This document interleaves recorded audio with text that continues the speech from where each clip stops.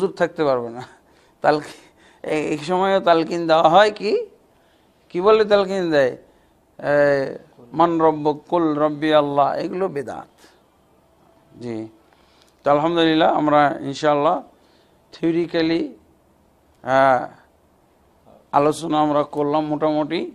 এরপর আমরা প্র্যাকটিক্যালি ইনশাআল্লাহ এখন দেখানোর চেষ্টা করব গোসলটা বিশেষভাবে সবচেয়ে এর মধ্যে গুরুত্বপূর্ণ পার্ট, যেটা আমাদের জানি না বলি, পারি না বলি, এই পার্ট দুটো আমরা একটু বাস্তবে দেখানোর চেষ্টা করব ইনশাআল্লাহ। এক্ষুনি আমরা এর জন্য তৈরি হচ্ছি, আপনাদের মনোযোগ আকর্ষণ করছি। আপনারা এই টেবিলের দিকে দেখতে থাকুন, আমরা গোসল কিভাবে দেওয়ানো হয়। আমাদের সামনে তো এই মুহূর্তে কোনো মৃত ব্যক্তি সামনে আনি নাই, তা আমরা কোনো এক ভাইকে শোয়ে আমরা এই কাজটা আপনাদেরকে দেখাবো, প্রদর্শন করবো ইনশাআল্লাহ। তো এর জন্য আপনারা প্রস্তুত হন দেখার জন্য। আল্লাহ আমাদের সকলকেই আজকে যে আলোচনা শুনলাম, এই আলোচনাগুলো আমল করার তৌফিক দান করুন, এবং আমরা যা এখন সামনে প্রদর্শন করতেছি এই প্রদর্শন অনুযায়ী আমাদেরকে শিক্ষা গ্রহণের আল্লাহ তাবারক ওয়া তাআলা তৌফিক দান করুন। আল্লাহুম্মা আমিন।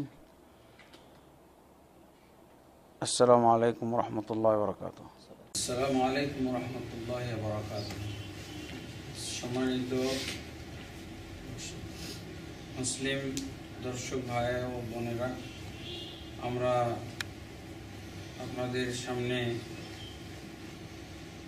জানাজা মৃত ব্যক্তি সংক্রান্ত আলোচনা করেছি। এখন আমরা বাস্তবে আপনাদেরকে মৃত ব্যক্তির বিদায়ের পূর্ব মুহূর্তে কি করণীয় সেগুলো আমরা দেখাইতে যাচ্ছি।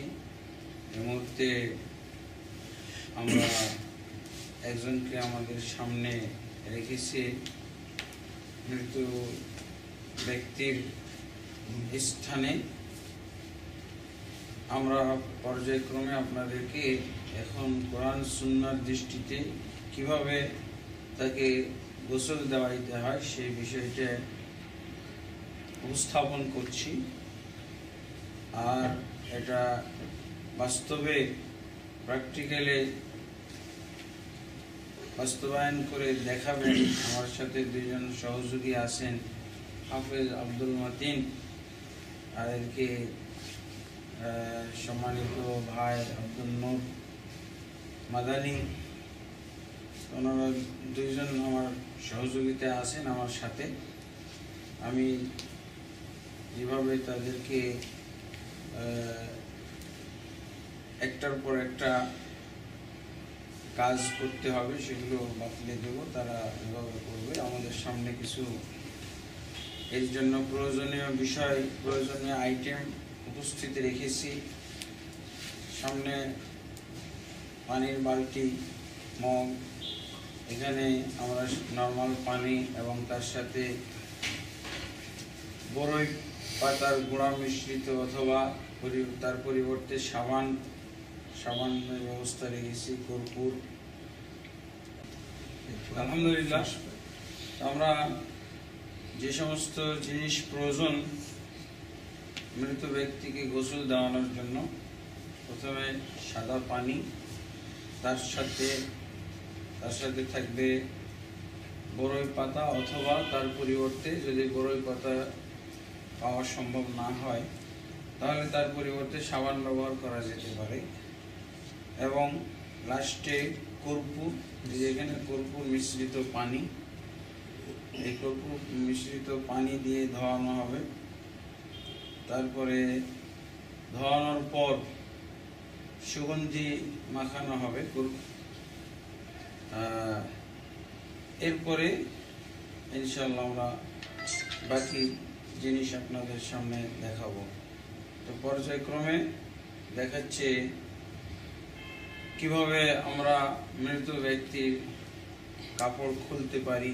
তার নর্মাল পোশাক, যেহেতু তাকে গোসল দেওয়ানো হবে, তাকে মাইয়িতের কাপড় পরানো হবে,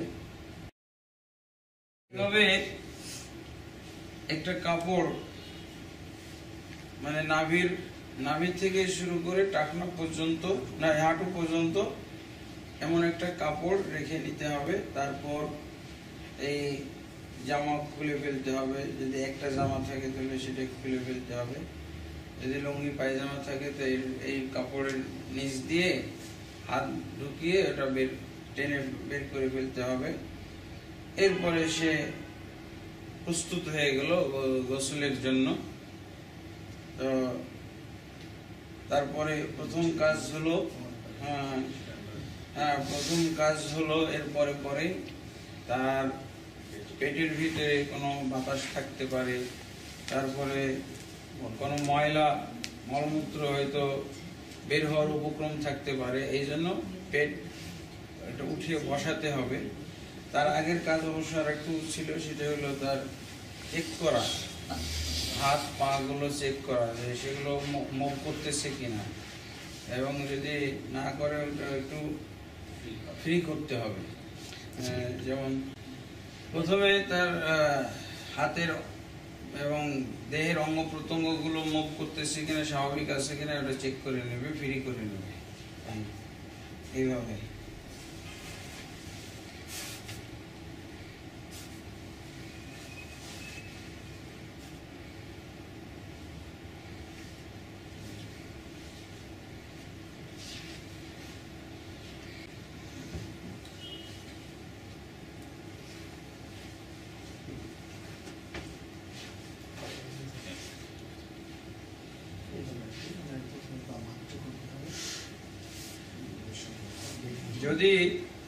যদি খোলা সম্ভব না হয় মৃত ব্যক্তির ক্ষেত্রে, তখন ওটা কেঁচি দিয়ে কেটে ফেলতে হয়।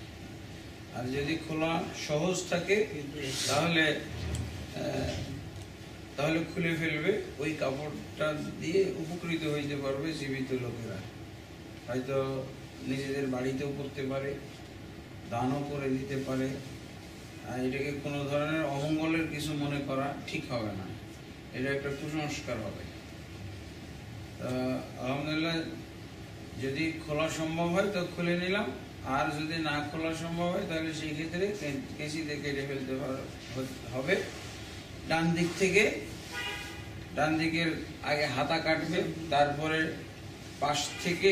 ডান পাশ থেকে তার একেবারে পুরা জামা কেটে ফেলবে, এরপরে বাম দিক থেকে। এইভাবে আর কি কাপড়, নর্মাল কাপড় তার খুলে ফেলতে হয়। এরপরে যেই কাজটা করতে হবে সেটা তাকে বসিয়ে পেটে হালকা চাপ দিতে হবে, যদি কিছু বের হওয়ার থাকে তো বেরিয়ে যাবে।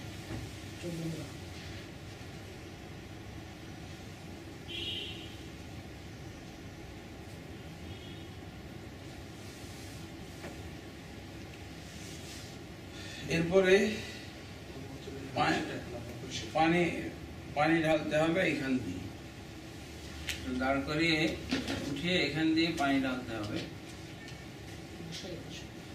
এভাবে পানি ঢালার পর ওই যে নেকড়া পেঁচিয়ে, কটনের নেকড়া পেঁচিয়ে ছিল তো,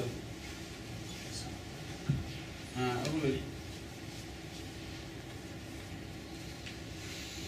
কটনের নেকড়া পেঁচিয়ে তয়লার নিচ দিয়ে হাত দিয়ে ওই ময়লা যেগুলো ভিজা কাপড়, ওই ভিজা নেকড়া দিয়ে পরিষ্কার করে নেবে। জি, তল দিয়ে হাত দিয়ে সাইড দিয়ে।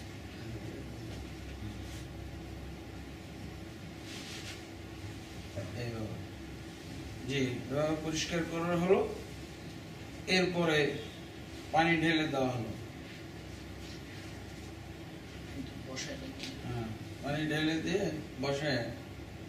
বসায় বা ধরেন যে সাইড দিয়ে ঢেলে দিল কোনোভাবে। জি, এরপর এখন মোটামুটি সে অজুর জন্য প্রস্তুত। অজু তো ময়লা থাকলে অজু করাও হবে না, অজু করে পবিত্র হবে না। যদি মলমূত্র দুই গুপ্তাঙ্গ থেকে কোনো কিছু বের হয় এই অবস্থায় অজু করানো যাবে না।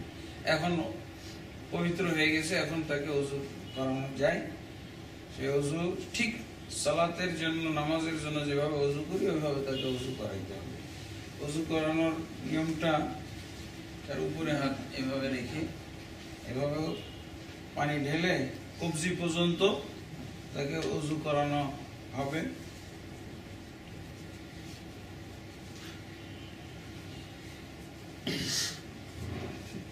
এরপরে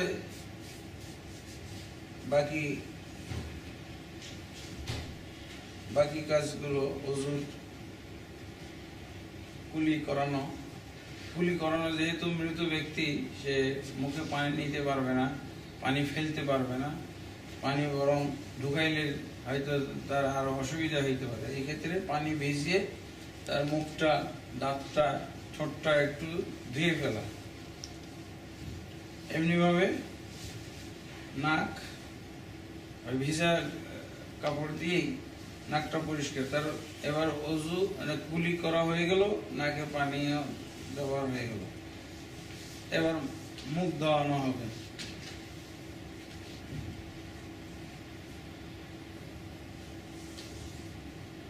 এরপর কোনই পর্যন্ত ডান হাত এবং বাম হাত।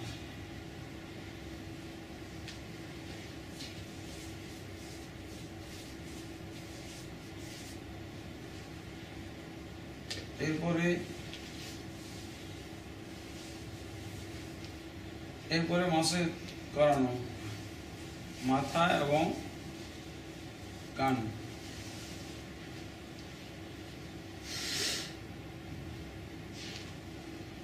এরপর ডান পা বাম পা যেভাবে যে পর্যন্ত ধোয়ানো হয় এভাবে।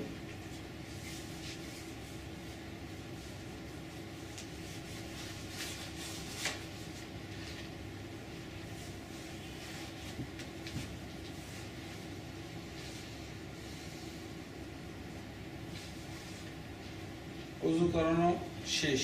এবার গোসলের পালা। প্রথমে মাথা দিয়ে ফেলবে, মাথাতে পানি ঢেলে মাথাটা পুরো গলা পর্যন্ত এখান থেকে দিয়ে ফেলবে।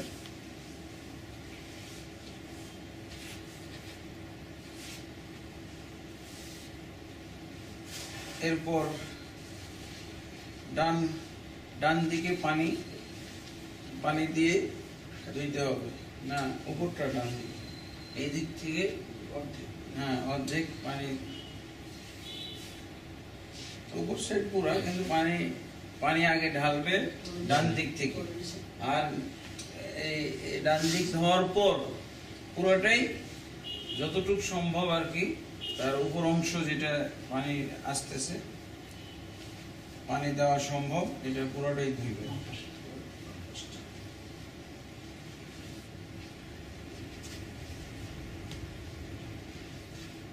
এরপর তাকে কাত করানো হবে।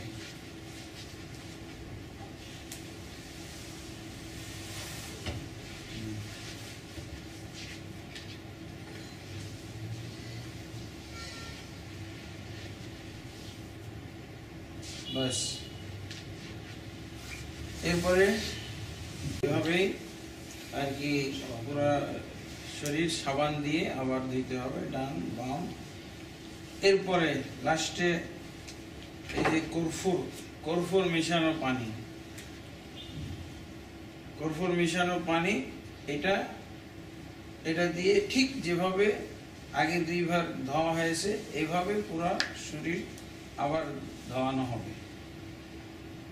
এই তয়লা ধোয়ানোর পর এই তয়লা থাকা অবস্থায় শরীর মুছিয়ে দেওয়ার জন্য আর একটা তয়লা ব্যবহার করতে হবে,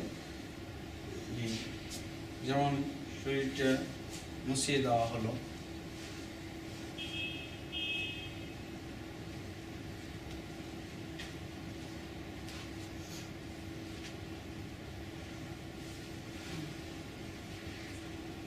এই কাপড়ের নিচ দিয়েও যতদূর পর্যন্ত মোছানো সম্ভব মুছিয়ে দিতে হবে। আর এই পর্যন্ত যে আমরা দেখলাম, নারীর ক্ষেত্রেও একই, যেহেতু নারীদের গোসল দেওয়া হবে নারীরাই, এই জন্য একই নিয়ম, নারীদের ক্ষেত্রেও এই একই নিয়মই হবে। তাদেরও এই অংশটাই ঢেকে দেওয়া হবে। এরপরে তার গোসল দেওয়ানো হবে একই নিয়মে, তারপরে মুছে নেওয়া হবে। এরপরে আসবে কাফন পরানোর পালা। পুরুষের ক্ষেত্রে কাফন আমরা 3টা বলেছিলাম, যেহেতু বর্তমান যুগে 3টা সবারই মোটামুটি সামর্থ্য আছে। মাথা কোথায় থাকবে? মাথার এই পাশে।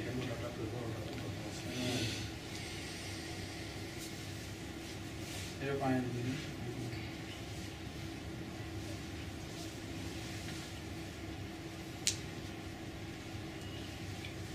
মাথা ওই পাশে হবে।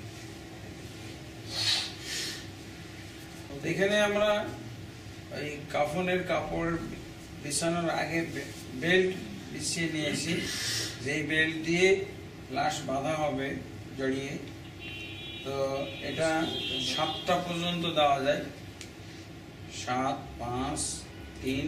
বেজোড় হওয়াটাই হলো উত্তম, বেজোড় হওয়ার নিয়ম আছে।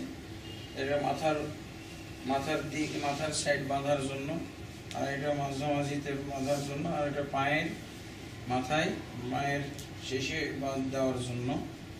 এই 3টা আমরা আপাতত দিয়েছি।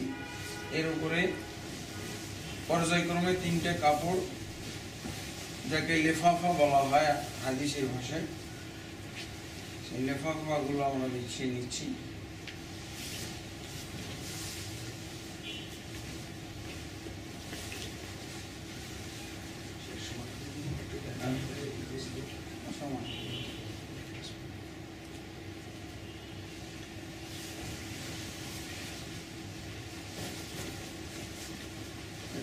ছোট আছে,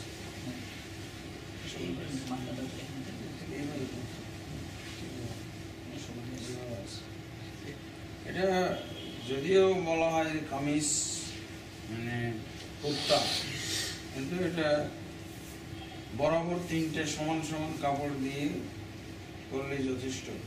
এটা জামাও বানানোর কোনো শর্ত নাই। এরপর আমরা এখানে লাশ এনে শোয়াই দেব, এবং কিভাবে লাশকে কাপড়ের সাথে কাফনের কাপড়ে জড়ানো হয় এইটা আমরা এখন আপনাদেরকে দেখাচ্ছি। এখন আমাদের সামনে লাশ এসে গেছে, আমরা লাশকে কাফন পরাবো। কাফন পরানোর আগে হাদিসের ভিতরে আছে তাকে আতর বা সুগন্ধি দেওয়া, এবং সুগন্ধি দেওয়ার নিয়ম হলো 7টি জায়গায়, যে সমস্ত জায়গায় উপরে সেজদা সালাত পড়তো, সেজদা করতো, যেই 7টি জায়গায়, এই 7টি জায়গায় আতর বা সুগন্ধি লাগানো। এটা হলো মাইয়িতের ক্ষেত্রে সুন্নাহ। এবং শরীরের যে সমস্ত চিপা চাপা জায়গা আছে, যেমন বগলের নিচে, তারপরে 2 হাঁটুর চিপায়, এগুলোতে সুগন্ধি মাখানো। এটা যেমন এইভাবে তার কপালে, নাকে, তারপরে হাতের তালু,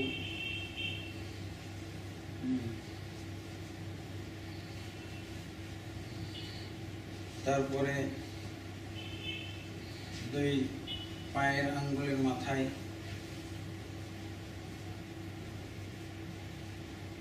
বগলের চিপাই,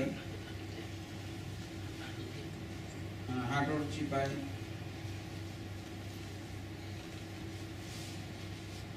হাঁটুতে এবং হাঁটুর চিপাতে।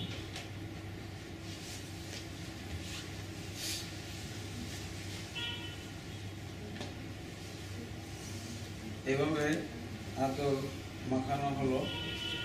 তারপরে আতর, সাদা আতর যেটাকে বলা হয়, সেই সাদা গোলাপ জল হইতে পারে, সাদা আতর যেটা রঙিন নাই, এগুলোতে এই যে অঙ্গগুলোতে যেটা লাগানো হয় আতর, এটা রঙিন কালো বা যে কোনো রঙিন আতর দেওয়া যায়। আর কাফনের কাপড়ে গোলাপ জল অথবা সাদা আতর এখানে ব্যবহার করা, যেটাতে কালার হবে না। এরপর এরপর আমরা আতর মাখানো হলো, এরপরে আমরা একটার পর একটা কাপড় লাশের উপরে জড়িয়ে দিব।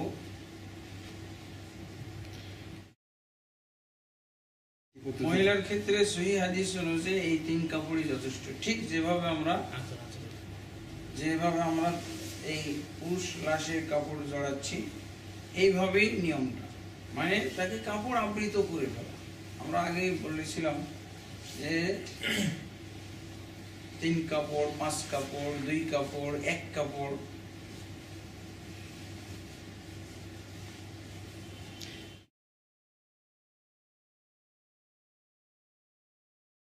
মহিলাদের ক্ষেত্রে ওই যে গোসলের সময় কর্পূর লাগানো হবে, এই কর্পূরটাই।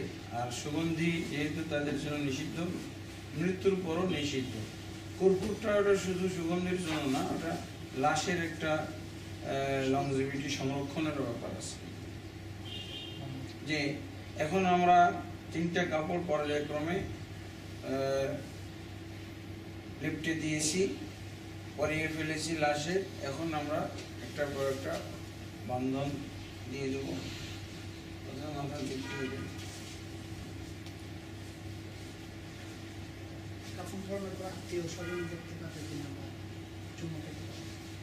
কাপড় পরানোর পরও ইচ্ছে করলে আত্মীয় স্বজন যারা দেখে নাই তারা দেখতে পারে, চুমু খেতে পারে। এটা জায়েজ আছে, এটা অনুমতি আছে শরীয়তে, বাধা নেই। কিন্তু এটা সবাইকেই দেখাইতে হবে এটার কোনো নিয়ম নেই। যে কেউ না দেখতে চাইলেও একটা প্রদর্শনী করা একটা নিয়ম, এটা ঠিক না। বিশেষ আত্মীয় স্বজন, বিশেষ ঘনিষ্ঠজন, তাদের উদ্দেশ্যে তারা দেখতে চাইলে দেখানো যাইতে পারে বন্ধন খুলে। জি, এরপরে লাশ এখন প্রস্তুত জানাজার জন্য। জানাজার সালাত পড়তে হয়, মসজিদে পড়া যায়, খোলা মাঠে পড়া যায়। হ্যাঁ, ইমাম জানাজাকে সামনে নিয়ে দাঁড়াবে। পুরুষের ক্ষেত্রে তার বুক বরাবর, না পুরুষের ক্ষেত্রে বুক বরাবর, মহিলার ক্ষেত্রে তার কোমর বরাবর দাঁড়াবে, মাঝামাঝি। এইটাই হলো নিয়ম। আর এটা 4 তাকবীরে সালাতুল জানাজা পড়তে হয়। প্রথম তাকবীর দিয়ে সূরা ফাতিহা এবং পারলে আরেকটি সূরা মিলানো যায়। সাবধান, এখানে কোনো সানা পড়া যাবে না। প্রথম তাকবীর দিয়ে সূরা ফাতিহা, অন্য একটি সূরা, তারপরে তাকবীর দিয়ে দুরূদ ইব্রাহিম, তারপরে তাকবীর দিয়ে মৃত্যু ব্যক্তির জন্য দোয়া, মৃত্যু ব্যক্তির জন্য আল্লাহুম্মা গফির লিহাইয়িনা ওয়া মাইয়িতিনা ওয়া শাহিদিনা ওয়া গায়িবিনা, এই দোয়াটি। এরপরে বিশেষ দোয়া আল্লাহুম্মা গফির লাহু ওয়ারহামহু ওয়া আফিহি ওয়া আফু আনহু, এই দোয়া পড়ে তারপরে আবার চতুর্থ তাকবীর দিবে। চতুর্থ তাকবীর দিয়েই সালাম ফিরাবে। একটি সালাম দেওয়া যথেষ্ট এবং 2টি সালাম দেওয়া জায়েজ আছে। এভাবে আর কি লাশের প্রতি সালাতুল জানাজার সময়, জানাজার সালাতে তাকবীর দিলে তাকবীরের সাথে হাত তোলার কথাটা রাসূলুল্লাহ সাল্লাল্লাহু আলাইহি ওয়াসাল্লাম থেকে সরাসরি সহিহ কোনো হাদিস, মারফু কোনো হাদিসে পাওয়া যায় না। তবে ইবনে ওমর রাদিয়াল্লাহু আনহু থেকে পাওয়া যায়। প্রথমবার তো এটা তো সবাই একমত হাত তোলার ক্ষেত্রে, কিন্তু পরের তাকবীর গুলোতেও ইবনে ওমর রাদিয়াল্লাহু আনহু থেকে সহিহ বর্ণনায় পাওয়া যাচ্ছে যে তিনি হাত তুলেছেন। ইবনে ওমর রাদিয়াল্লাহু তো আর নিজে নিজে এটা আবিষ্কার করেননি, এটা মাওকুফ সহিহ হাদিস, রাসূলুল্লাহ সাল্লাল্লাহু আলাইহি ওয়াসাল্লাম থেকেই তিনি পেয়েছেন। কিন্তু কোন ভাষায় রাসূল সাল্লাল্লাহু আলাইহি ওয়াসাল্লাম থেকে বর্ণনা করবেন, এই ভাষাটা স্থির না করতে পারার কারণে উনি রাসূল সাল্লাল্লাহু আলাইহি ওয়াসাল্লামের দিকে নিসবত করেননি, আমল করতেন। জি, আলহামদুলিল্লাহ। আমরা এখন মুসলিম দর্শক, মুসলিম ভাইদের উদ্দেশ্যে জানাজার সালাত কিভাবে পড়তে হয়, কি নিয়মে পড়তে হয়, সালাতের ভিতরে কি কেরাত এবং দোয়া আছে সেগুলো আমরা জানানোর জন্য প্র্যাকটিক্যালি সালাতুল জানাজা পড়ে দেখাচ্ছি। এবং সালাতুল জানাজা ক্ষেত্রে এরকম একটা হাদিস থেকে ইবনে আব্বাস রাদিয়াল্লাহু আনহু বর্ণনা থেকে পাওয়া যায়, যদি মুসল্লিরা সালাতুল জানাজাতে কি পড়তে হয় এটা জানে না, কি বলতে হয় এটা জানে না, বা অধিকাংশ মুসল্লি জানে না, সেই ক্ষেত্রে জোরে পড়া যায়। আর যদি এমন হয় যে মুসল্লিরা সবাই সচেতন, সবাই নিয়ম কানুন জানে, সেই ক্ষেত্রে আস্তে আস্তে পড়বে ইমাম, এটাই নিয়ম। অধিকাংশ ক্ষেত্রে আল্লাহ রাসূল সাল্লাল্লাহু আলাইহি ওয়াসাল্লাম আস্তেই পড়েছেন, কিন্তু ইবনে আব্বাস রাদিয়াল্লাহু আনহু জোরে সূরা ফাতিহা পড়ে বলেছিলেন যে আমি এই জন্য জোরে পড়ে শোনাইলাম যাতে তোমরা জানতে পারো এটা রাসূল সাল্লাল্লাহু আলাইহি ওয়াসাল্লামের সুন্নাহ।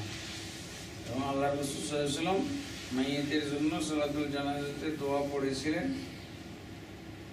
মুসল্লি সেই দোয়াটা কানে শুনে তিনি এরকম তামান্না করেছিলেন, আকাঙ্ক্ষা করেছিলেন যে আল্লাহ রাসূল সাল্লাল্লাহু আলাইহি ওয়াসাল্লাম এই ব্যক্তির, এই মৃত ব্যক্তির জন্য যে সুন্দর দোয়া করলেন, আজকে আমি জীবিত না হয়ে যদি ওই মৃত ব্যক্তিটা হইতাম তাহলে আমি অনেক ধন্য হইতাম।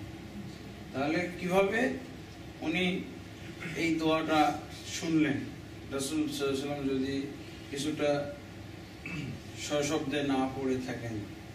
এই জন্য আমরা সকলের অবগতির জন্য এবং সকলের শিক্ষার জন্য আজকে যে নমুনা দেখাচ্ছি সালাতুল জানাজাটা আমরা জোরেই পড়বো, তাতে করে আমরা জানতে পারবো কি কি দোয়া মাইয়িত ব্যক্তির জন্য, কি কি কেরাত মাইয়িত ব্যক্তির জানাজায় পড়তে হয়। যে কাতার 3টা হওয়া উত্তম, এবং সালাতুল জানাজায় যত বেশি লোক অ্যাটেন্ড করবে তত মাইয়িত ব্যক্তির জন্য ভালো। তো আমরা এখন নমুনা দেখাচ্ছি সালাতুল জানাজা কিভাবে করতে হয়।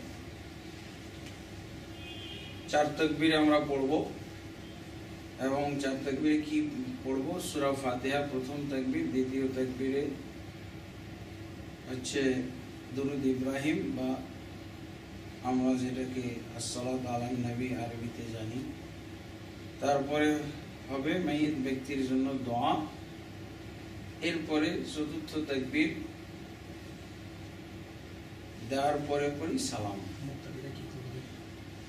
মুক্তাদিরাও প্রত্যেকেই পড়বে এই দোয়াগুলো, প্রত্যেক মুক্তাদি পড়বে, যদি জানে তাহলে সবাই পড়বে, অন্যথায় ইমামের সাথে সাথে পড়বে এটা, অথবা ইমামের সাথে সাথে বিশেষভাবে সূরা ফাতিহাটা শুনবে মনোযোগ সহকারে, অথবা ইমামের পিছনে পিছনে পড়ে নিতে পারে। জি, আমরা তাহলে সালাতুল জানাজার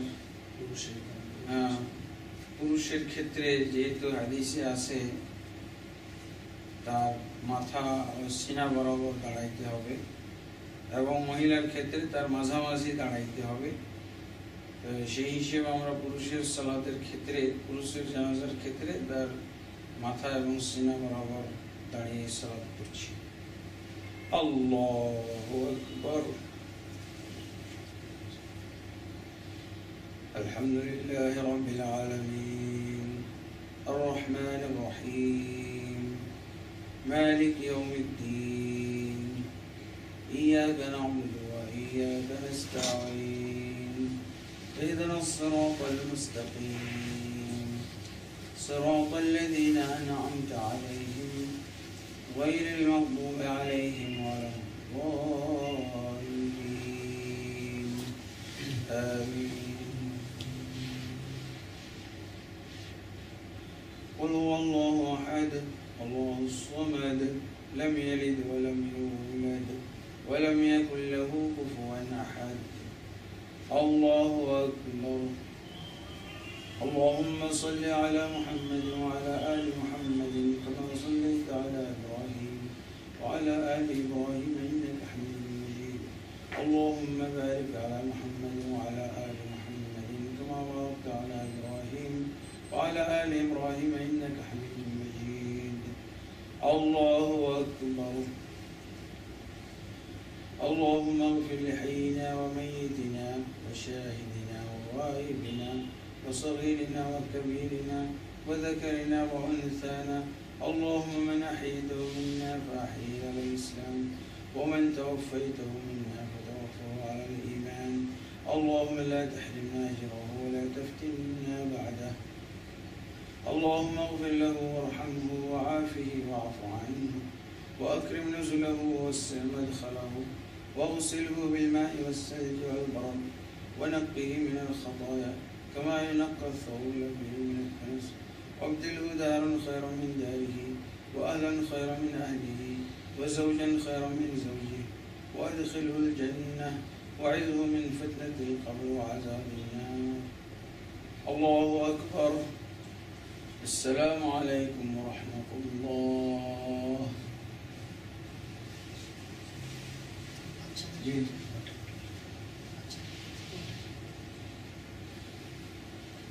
বাচ্চাদের ক্ষেত্রে সালাতুল জানাজা, বাচ্চাদের ক্ষেত্রে যারা 4 মাসের শিশু যদি হয় তাদের ক্ষেত্রে জানাজা পড়া যায়। 4 মাসের শিশু মায়ের পেটে রূহ আসার পর মারা গেছে, মরা অবস্থায় ভূমিষ্ঠ হয়েছে। এরপরে 7 বছর পর্যন্ত, 7 বছরের নিচে পর্যন্ত তাদের জন্য সালাতুল জানাজা, এটা হলো সুন্নাত কিফায়া। যদি নাও দেয় জানাজা গুনাহগার হবে না কেউ।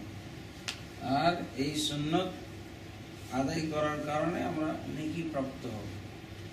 তাদের ক্ষেত্রে এই দোয়া জানাজার একই নিয়ম, শুধু ওই যে মাইয়িত ব্যক্তির জন্য যে দোয়া পড়া হয়েছে আল্লাহুম্মা ইগফির লাহু ওয়ারহামহু, এর পরিবর্তে আল্লাহুম্মা জাআলহু খালাফান ওয়া সালাফান ওয়া যুখরান লিওয়ালিদাইহি ফিল আখিরাহ, এই দোয়াটা করতে হয়। হে আল্লাহ, তুমি এই বাচ্চাকে তার পিতামাতার জন্য পরকালে তুমি একটা পূর্ববর্তী অগ্রণী ব্যক্তি হিসেবে গণ্য করো এবং তাদের আখিরাতের জমা, আখিরাতের পুঁজি, আখিরাতের তাদের ধন সম্পদ হিসেবে জমা রাখো।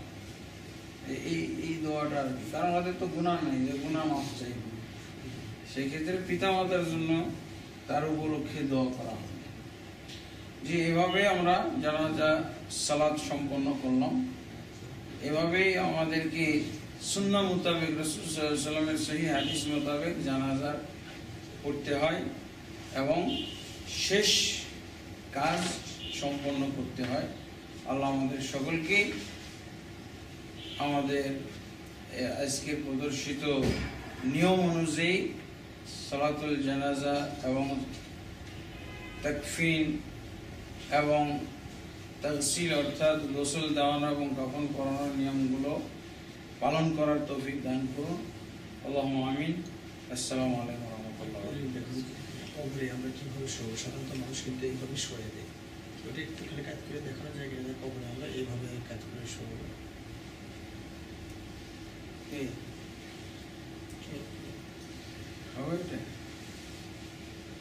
এখন আমরা কবরে কিভাবে শোয়াইতে হয় কিবলামুখী করে, ডান কাত করে, সেই জিনিসটা আমরা দেখাবো। সেটা হলো এমনভাবে শোয়াইতে হবে কবরের লাশকে যেন সে ডান কাত হয় এবং কিবলামুখী হয়। ডান কাত যেভাবে আমরা নর্মাল বিছানায় ডান কাতে শুই সেটা আমল, আর একটা হলো কিবলামুখী তাকে করা। সেই ক্ষেত্রে যদি কবরটা ওই নিয়মে খনন করা হয় তাহলে তো ভালো, আর যদি কবর ওই নিয়মে না খনন করা হয় তাহলে তার পিঠের দিকে কোনো একটা কিছু মাটি দিয়ে অথবা অন্য কিছু দিয়ে, যেমন আমরা এই মুহূর্তে দেখাইতে পারি।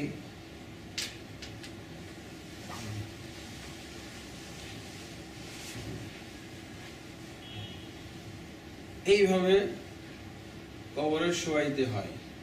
আমরা অনেক সময় চিৎ করেই শোয়াই, তার ঘাটটাকে একটু ঘুরিয়ে দিয়ে কিবলামুখী করি, আসলে ওইটা নিয়ম না। তার পুরো শরীর কিবলামুখী থাকবে, ডান কাত। জি, আলহামদুলিল্লাহ।